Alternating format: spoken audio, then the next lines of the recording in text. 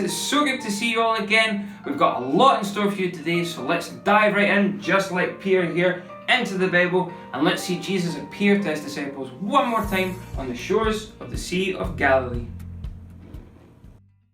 Jesus appeared once more to his disciples at Lake Tiberias. This is how it happened. Simon Peter, Thomas, called the twin, Nathanael, the one from Cana in Galilee, the sons of Zebedee, and 2 other disciples of Jesus were all together. Simon Peter said to the others, I'm going fishing. "We will come with you," they told him.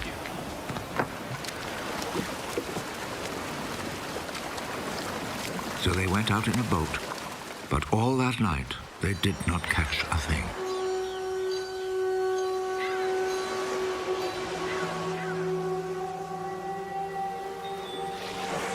As the sun was rising, Jesus stood at the water's edge. But the disciples did not know that it was Jesus. Young men, haven't you caught anything? Not a thing! Throw your net out on the right side of the boat, and you will catch some.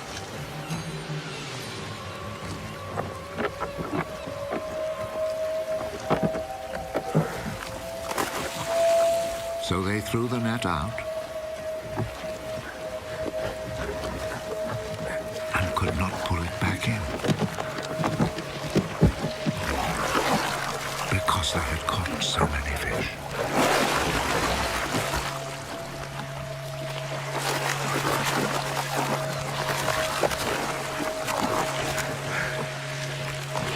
The disciple whom Jesus loved said to Peter, It is the Lord.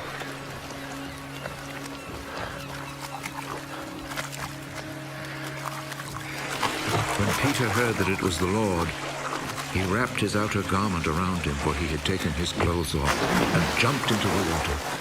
The other disciples came to shore in the boat, pulling the net full of fish. They were not very far from land, about 100 yards away. When they stepped ashore, they saw a charcoal fire there with fish on it and some bread.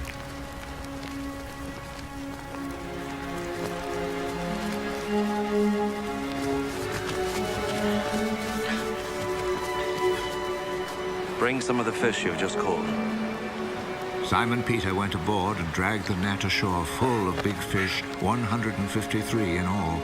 Even though there were so many, still the net did not tear. Come and eat.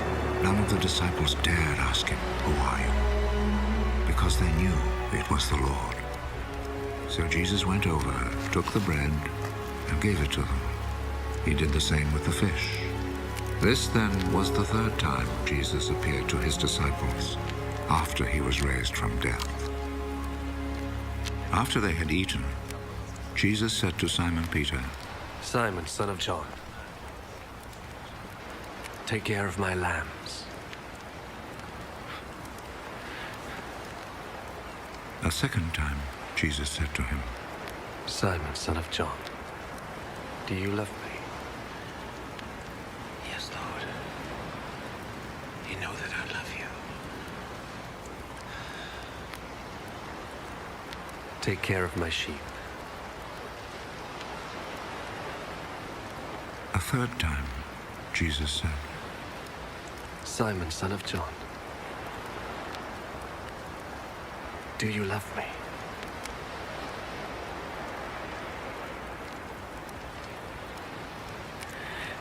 Peter became sad because Jesus asked him the 3rd time, "Do you love me?" And so he said to him, Lord.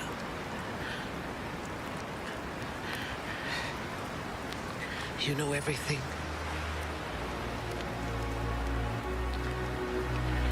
You know that I love you.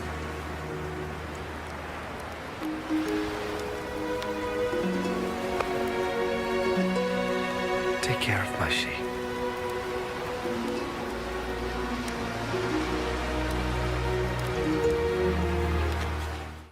Wasn't that incredible, boys and girls?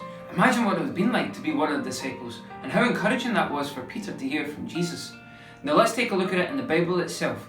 Over to you, Hope Kids. So when they had eaten breakfast, Jesus said to Simon Peter, Simon, Son of Jonah, do you love me more than these?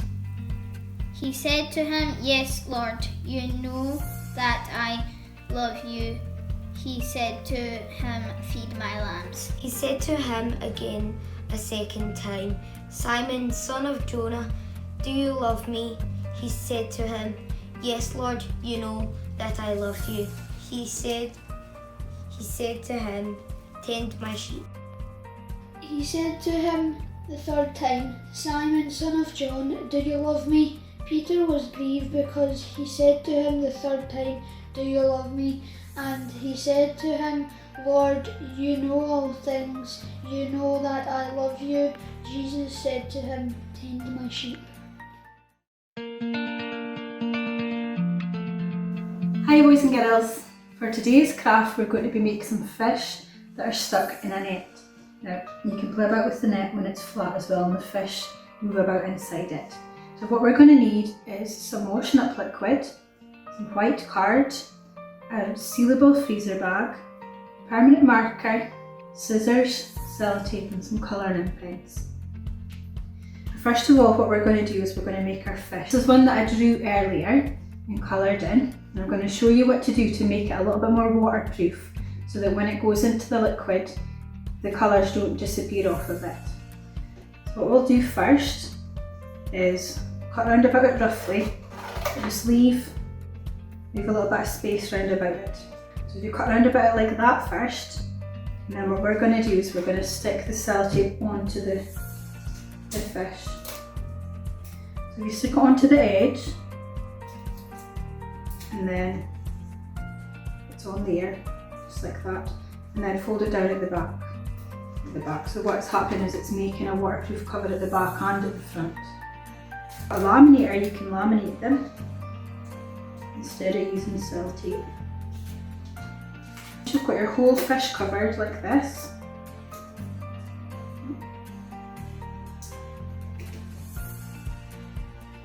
And it's time to cut round about the outline of the fish. So you'll be left with something like this. And it'll be all smooth and shiny. So I've got 3 fish. I've got the bigger one and 2 small ones, and we're going to put them into the net. So once you've got your fish, just lay them aside, and then we're going to sort our bag. So I've got a freezer bag here that pops at the top. If you've not got them, if you've got a sandwich bag or something, you could use that as well, but just be careful it doesn't leak. You maybe need to put a little bit extra sellotape on the top. What we're going to do, we're going to draw crisscrosses on here to make it look like it's a net. So this is where you need to use a permanent marker. If you use normal colouring and pens, they just come straight off. So it's maybe worth getting an adult to help you do this part, just in case you get it on your clothes or on something else. So what to do is just about 1 inch apart, just draw your lines right down the bag. It's got all the crisscrosses on it. So what we need to do is add our washing up liquid. You can add as much as you like or as little as you like. Depends how big your bag is. So I'm just going to pour some in. There's about 1 inch left in this one. So we're just going to pour all of it into the bag because it's a big bag. And once we've done that, if you just lay it flat but keep this bit off of the table, you can pop your fish in. Before you start playing with it, we need to seal the bag. So make sure your fish go down to the bottom. And then if you've got poppers at the top, make sure you've popped all the poppers on your bag. And then we'll just fold it over a few times until we get down to the lines for the fishing net. And then we'll get some more sellotape.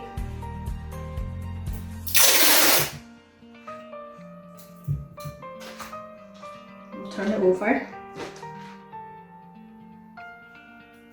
And then just tape the rest of your bag to the other half.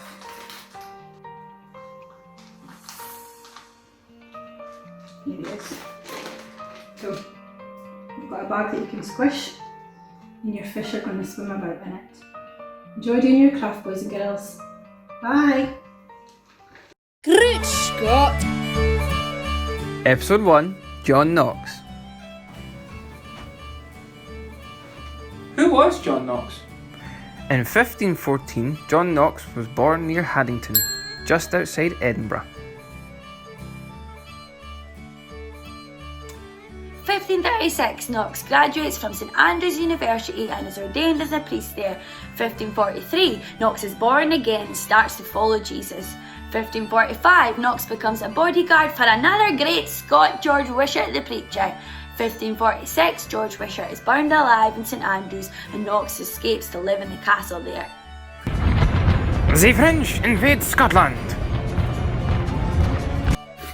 In 1547, Knox is taken prisoner by the French, until the English ask for him to be released. Then Knox goes from England to France to Switzerland to Geneva, which is now in Switzerland, to Germany, back to Geneva, and finally back to Scotland in 1559. In 1561, John Knox meets with Mary, Queen of Scots. Mary, John, John, Mary, Mary, John, John, John, Mary, Mary, John, Mary, John, John, Mary. She was the Queen of the Scots, a nasty woman who needed to hear the truth of God's word. John Knox feared no man, or, woman. A few years later, in 1566, Knox writes the history of the Reformation of religion in Scotland. Finally, in 1572, John Knox is laid to rest in St Giles Cathedral in Edinburgh. Three things to remember from John Knox's life. Number 1. He made a way for Scotland to trust in God's word alone and to live by what it says and to not rely on a priest or queen. Number 2. Knox loved to encourage those around him who were believers and were chosen by God, saying, Christ's perfection is reputed to be yours by faith which you have in his blood. And number 3, perhaps most of all, he was a formidable preacher and sometimes was so passionate about people getting to know Jesus that he shattered wooden pulpits into pieces. Truly, a great Scot! Join us next week as we meet Patrick Hamilton. Great Scott!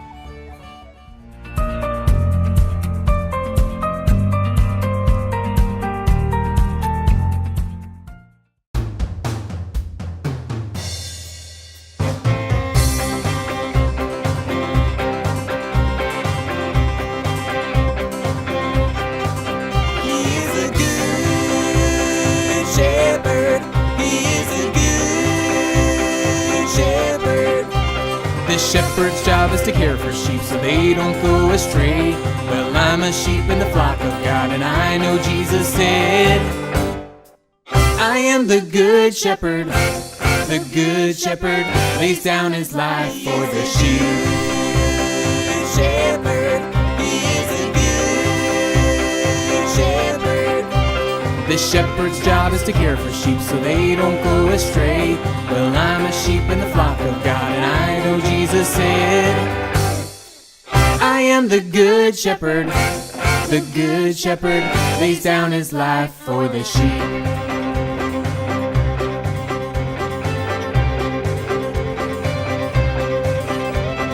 John 10:11, John 10:11, John 10:11, John 10:11, John 10:11, John 10:11. I am the good shepherd. The good shepherd lays down his life for the sheep. I am the good shepherd. The good shepherd lays down his life for the sheep. I am the good shepherd. The good shepherd lays down his life for the sheep. Good shepherd, he is a good shepherd. Do you love Jesus like you really ought to say I do? I do. I do. I do. Do you love Jesus like you really ought to? I do. I do. I do. Come on. Do you love Jesus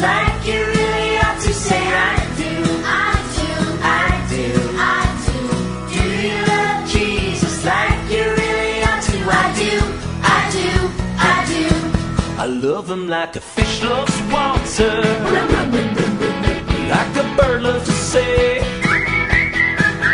not because that I ought to, but because he's everything to me.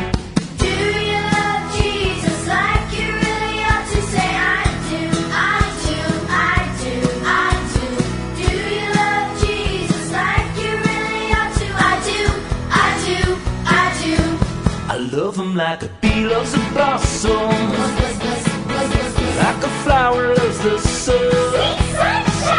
I believe that is awesome, and I've only just begun.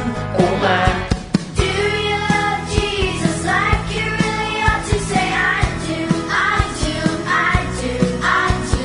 Do you love Jesus like you really ought to? I do, I do, I do. I love him like a monkey loves to shout, like a wolf loves to howl. Come on and let it all out. Here's your chance to do it now. Let it out. Do you love Jesus like you really ought to? Say I do, I do, I do, I do. Do you love Jesus like you really ought to? I do, I do, I do. Come on. I do, I do, I do. One more time. I do, I do, I do. Well, it's time to say goodbye, boys and girls, but remember, as always, Read God's word, listen to God's word, and stay strong in God's word. Bye!